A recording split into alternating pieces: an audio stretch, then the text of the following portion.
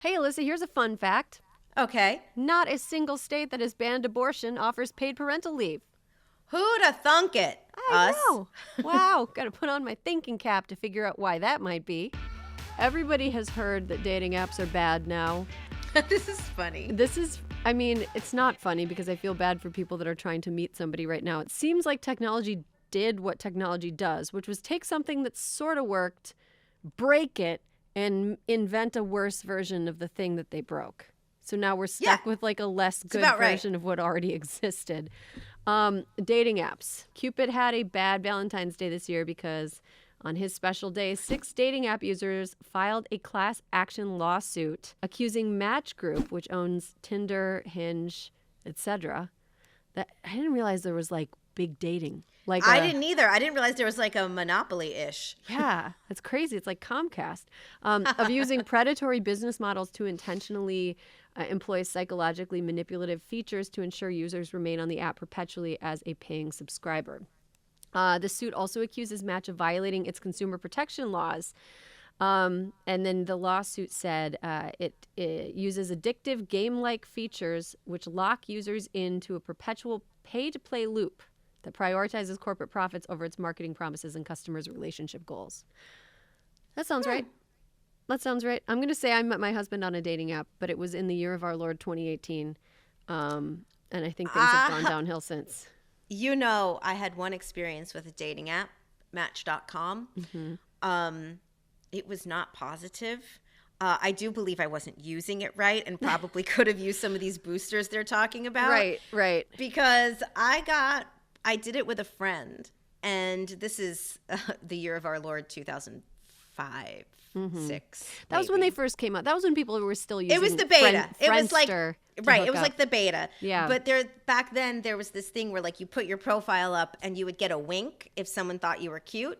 Mm-hmm. And I checked in with my girlfriend and I was like, Anita, what am I gonna do? I'm like, she called me and she's like, how many winks did you get? And I was like, what?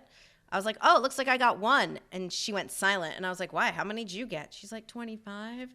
And that was the day I went to the bathroom and cried in the United States Senate. And I came back and my boss was like, Alyssa. Oh, are you kidding? I was like, this was not what I needed on the heels of a traumatic breakup. Oh. And my boss came back. I come back the next morning and there's a card on my chair from the man who was known as the 101st senator. This is not a man going out and buying cards, but he bought me a card with a cat winking, and he just wrote inside, "The only wink you need."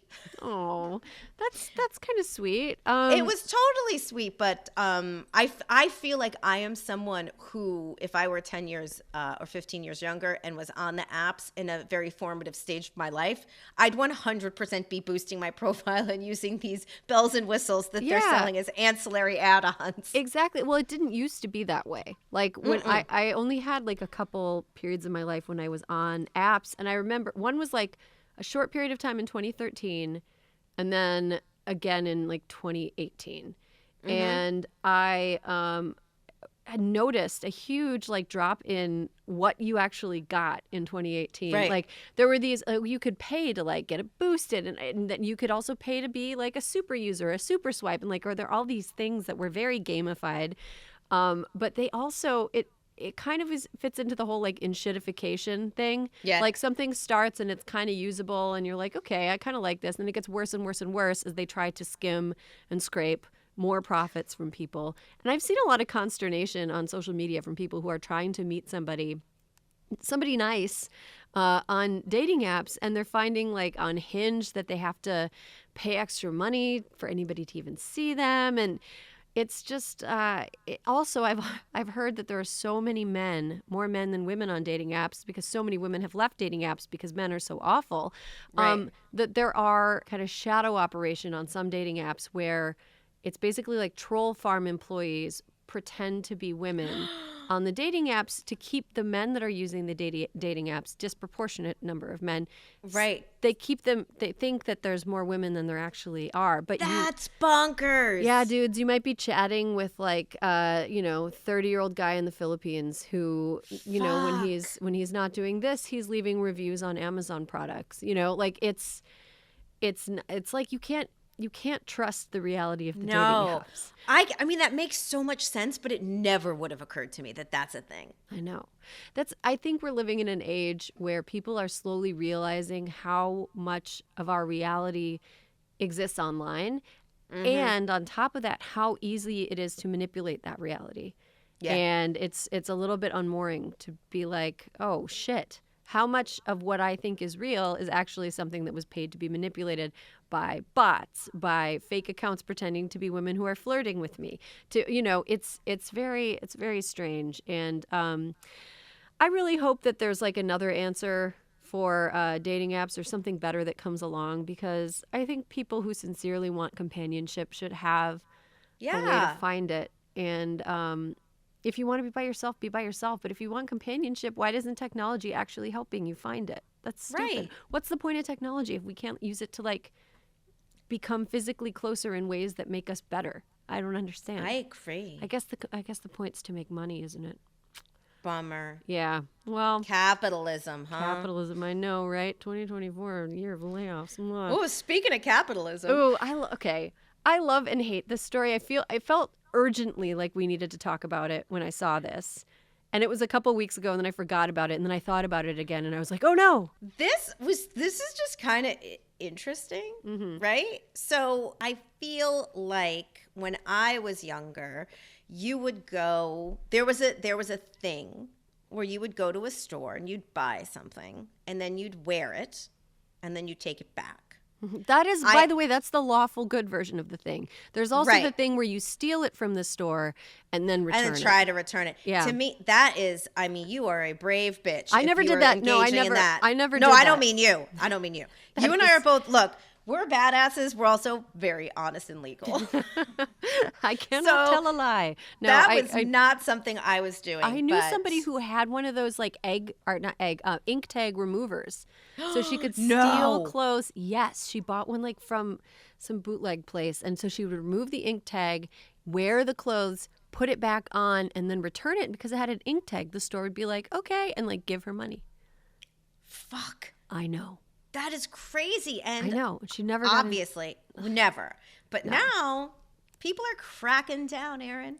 Shopaholics everywhere are in for a rude awakening because the high of returning that expensive jacket you just wanted to try on to get your money back is about to end. Online retailers who have built-in free returns into their business are beginning to rethink their strategy and implementing lifetime shopping bans to supporters they decide have returned too much. Now, I was curious about this, but then there was an example given, which is one woman, Nora, an attorney, who found out she was banned from ASOS in 2021 and I think was confused. However, she had made 172 purchases and had returned 99%. Girl, come on now. Okay. If that was going to trigger some shit, because she had like an account. She wasn't doing it from different email addresses. She was an ASOS premium subscriber, whatever their like extra thing is where you get free shipping. So they do make it really easy. Free shipping and free returns is like part of the program. So you pay like a little bit. I think it's like $19.99. I don't know. I haven't shopped at ASOS in a long time.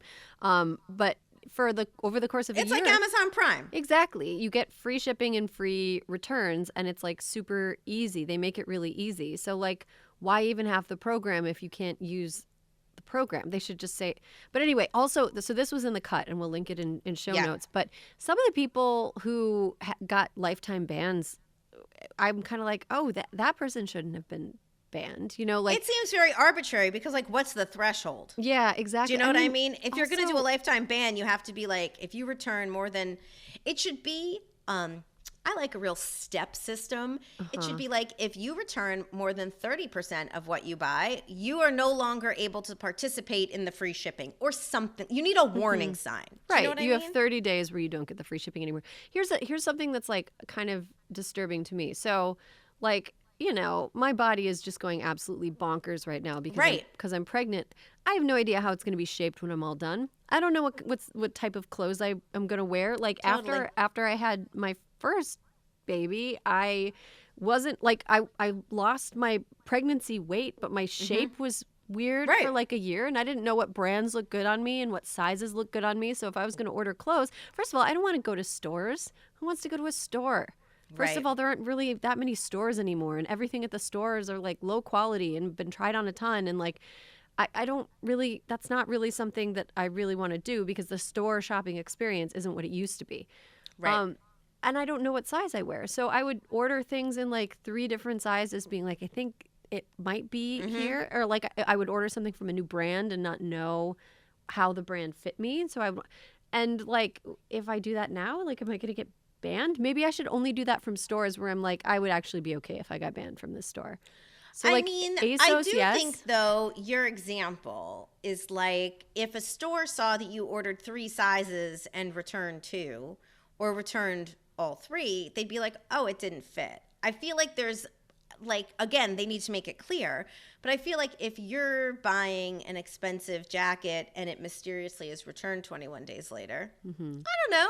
Maybe that's a flag. I don't know.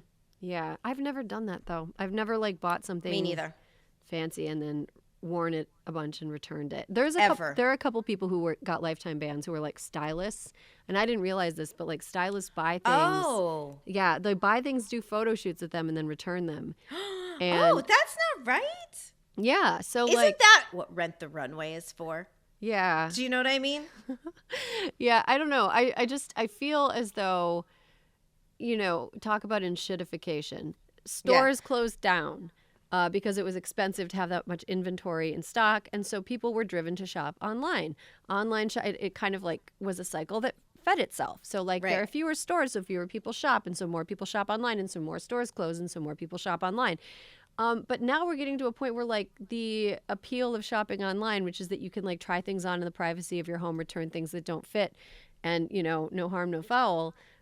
Now we're going to be stuck in a future where everything is like a little worse than it was before. Just like with dating apps. It's like, okay, so that's now really sort of the theme of this week's episode. Everything's getting worse. Shittification. No, but like the thing is, there's going to be something new that comes in, or we have to believe that there'll be something new that comes in that is marginally an improvement over the way things currently are. But we just don't know what that thing is yet. So if you're out there and you're inventing things, please send us an email. Invent something better. I mean, I don't know. If online shopping goes away, I'm just not going to wear clothes anymore. Or I'm just going to wear what I have. Just going to wear what I have until I'm wearing like rags held together with safety pins. This 7-year-old tissue tea's been doing all right.